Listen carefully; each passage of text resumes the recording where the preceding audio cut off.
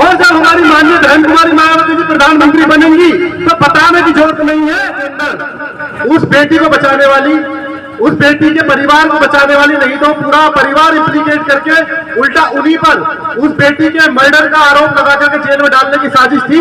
अगर परम आदरणीय एडवोकेट सीमा मैम वहां नहीं होती और उस एडीएम से नहीं लड़ती आमने सामने, जो यूट्यूब पे आपने वीडियो देखी होगी, तो दुनिया की कोई ताकत नहीं थी उस परिवार को साथ ही बचा लेती।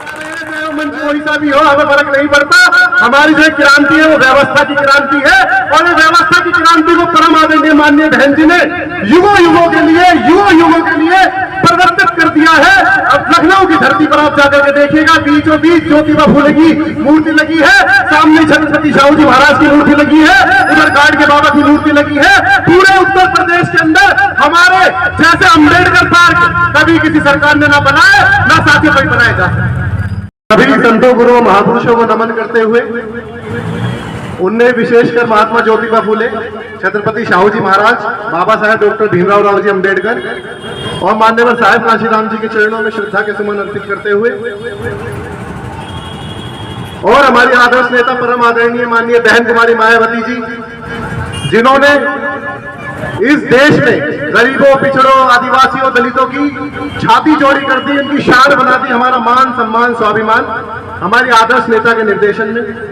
और मंच पर विराजमान एक्स पार्लियामेंट मेंबर परम आदरणीय अशोक सिद्धार्थ सर, सभी को लगता होगा कि सांसद बनना बहुत अच्छा होता होगा, खूब ऐशो आराम का जीवन होता होगा, खूब जीवन में मस्ती मजाक होता होगा। लेकिन मैं भी ऐसी सोचता था जब तक मैंने अशोक सिद्धार्थ सर को नहीं देखा था।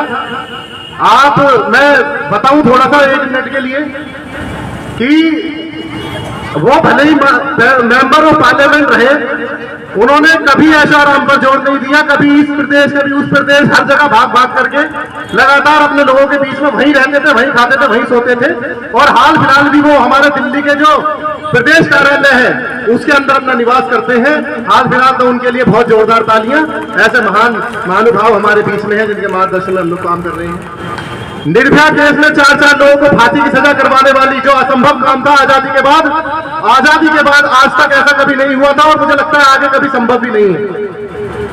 हाल फिलहाल हाथरस केस के अंदर उस बेटी को बचाने वाली, उस बेटी के परिवार को बचाने वाली नहीं तो पूरा परिवार इम्प्लीकेट करके उल्टा उन्हीं पर उस बेटी के मर्डर का आरोप लगा करके जेल में डालने की साजिश थी।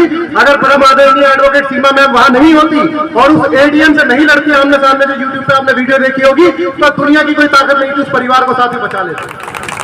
तो ऐसी महानुभाव शख्सियत और मेरी गुरु परम आदरणीय एडवोकेट सीमा कुशवाहा मैम को मैं बहुत स्वागत करता हूं। आप सभी उनकी जोरदार तालियों से उनका स्वागत करें। प्रदेश में एक बहुत वार्ड स्तर के नेता होने से लेकर के प्रदेश स्तर तक का सफर तय करने वाले, बहुत ही सच्चे, ईमानदार और हमेशा मेरे जैसे युवाओं को आगे बढ़ाने वाले और बहुत ही ज्यादा समर्थन करने वाले, हम लोगों के लिए हर जगह लड़ने वाले परम आदरणीय लक्ष्मण सर, जो मेरे बहुत ही प्रिय हैं, मैं उनका भी बहुत बहुत स्वागत करता हूं। और इस दिल्ली की आन बान शान और हमारा सभी का सम्मान, जो दिल खोल करके बोलते हैं, उनके दिल में कभी भी कोई चोर नहीं होता, जो बात है मुंह पर बोलते हैं और खुलेआम बोलते हैं, बिना किसी से डरे, बिना किसी से भी झुके। ऐसे परम आदरणीय माननीय सम्माननीय इंजीनियर सतीश सर को मैं बहुत बहुत आभार व्यक्त करता हूं। उनका भी बहुत बहुत ताली बजाकर स्वागत करें।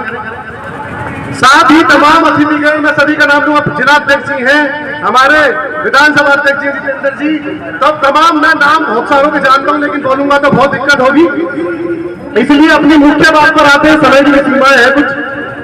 साथियों, यहां आप सभी बैठे हैं, ये जितनी भीड़ है, मुझे ये तो पता चल गया मेरी छोटी बहन अनामिका यहाँ से जीत रही है।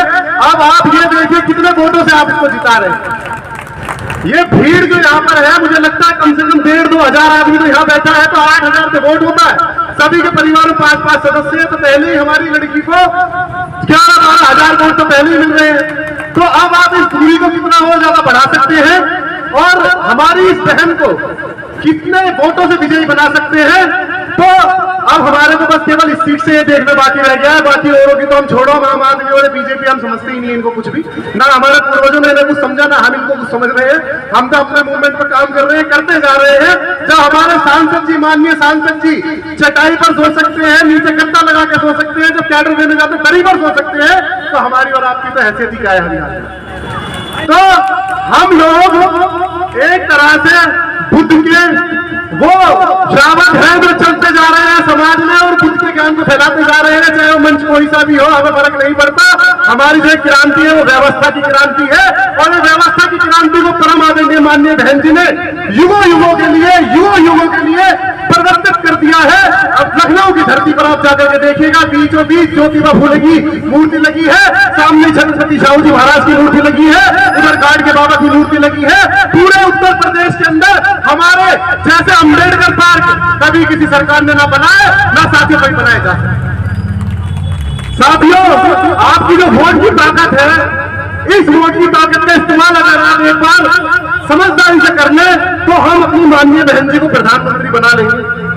और जब हमारी माननीय बहन कुमारी मायावती जी प्रधानमंत्री बनेंगी, तो बताने की जरूरत नहीं है, जैसे फूलों की वर्षा होती है वैसे नौकरियों की वर्षा होगी, कॉन्ट्रैक्ट की वर्षा होगी, सरकारी शराब के ठेकों की वर्षा होगी, पेट्रोल पंप की वर्षा होगी, गैस एजेंसियों की वर्षा होगी। आप सब बड़े बड़े कॉन्ट्रैक्टर, उद्योगपति और धंधा सेठ बनेंगे, आप बनेंगे इस देश के असली मौलिक लोग हैं। हमें किसी की गुलामी करने की आवश्यकता नहीं साथियों। हम लोगों ने अपने दम पर इस देश के अंदर तीसरी राष्ट्रीय पार्टी खड़ी कर दी है, और यही वो राष्ट्रीय पार्टी होगी जो भविष्य में इस देश का पहला दलित मुक्त प्रधानमंत्री देगी। और साथ ही साथ इस देश के अंदर सम्राट अशोक का शासन था, जो सम्राट अशोक का शासनकाल था, वैसा एक सुशासन चलेगा जो इस देश के अंदर तमाम मानवाधिकारों को आप लोगों को और सब लोगों को देगा। साथियों, बाबा साहेब अम्बेडकर ने बहुत त्याग किया है हम लोगों के लिए और आपके लिए। माननीय साहब कांशीराम जी ने बहुत त्याग किया है आपके और हमारे लिए। माननीय बहन कुमारी मायावती जी ने बहुत त्याग किया है आपके और हमारे लिए, और हर एक काम किया है समाज के अंदर कि जिससे कोई भी जाति, कोई भी वर्ग अछूता ना रह जाए। आज हमारे उत्तर प्रदेश के अंदर माननीय बहन जी के शासनकाल को लोग याद करते हैं। वो बात अलग है कि मीडिया में फंसते पैसे का इस्तेमाल करके लोग भले ही अगेंस्ट में हमारे चले जाते हैं कोई, लेकिन वो समय दूर नहीं जब इनका जितना भी महिमा मंडन है वो सारा जमीन पर आ जाएगा, मीडिया सारा जमीन पर आ जाएगा। हर कोई नतमस्तक होगा और बोलेगा माननीय बहन जी का शासन जैसा माननीय बहन जी ने शासन किया है ना कोई कर सकता था ना कोई कर पाएगा। और हमारी परम आदरणीय माननीय बहन कुमारी मायावती जी पुनः उत्तर प्रदेश को संभालेंगी और इस देश की प्रधानमंत्री बनेंगी। बस आप लोगों को अपने वोट का अधिकार का जो इस्तेमाल है, जो बाबा साहेब अम्बेडकर ने आपको दिलवाया है, उसका अधिकार अपने समाज के, अपने लोगों के हित में करना होगा। इससे आगे मैं कुछ बात कहना नहीं चाहता, क्योंकि आप सभी कैडराइज साथी हैं, मुझे पता है बहुत सीनियर साथी है यहाँ पर। इन्हीं बातों के साथ मैं अपनी बात को खत्म करता हूँ। बहुत बहुत धन्यवाद अनिल गौतम जी और तमाम सीनियर पदाधिकारियों का बहुत बहुत आभार। जय भीम।